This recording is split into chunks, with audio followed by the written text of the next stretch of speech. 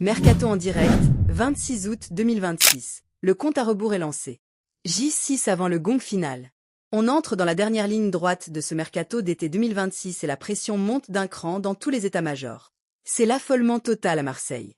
Contraint par la DNCG et une masse salariale à faire baisser d'urgence, l'EM doit toujours et encore dégraisser avant de pouvoir recruter. Le club a placé de nombreux joueurs sur le marché et Bruno Genesio lui-même l'a confirmé. Très très clair là-dessus. C'est pas forcément un nombre de joueurs, c'est on doit baisser une masse salariale. La grande braderie n'est pas terminée. Le feuilleton de l'été, c'est lui, Bradley Barcola. Le dossier agite tout le marché. L'ailier de 23 ans refuse de prolonger son contrat qui expire en 2028 et veut Liverpool. Le PSG a repris les négociations avec les Reds, mais le club parisien joue les durs. Il vient de repousser 2 offres de Liverpool dépassant les 100 millions d'euros. Même bras de fer en Espagne avec Julián Alvarez. L'Argentin a atteint un point de non-retour avec l'Atlético. Annoncé depuis des mois dans le viseur du Barça, absent du match amical au Vélodrome contre l'EM, il veut partir en Catalogne.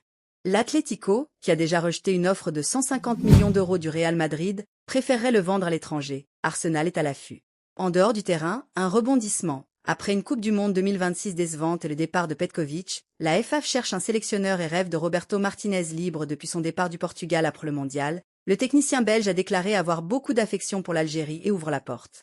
Enfin, à Paris, le chantier continue.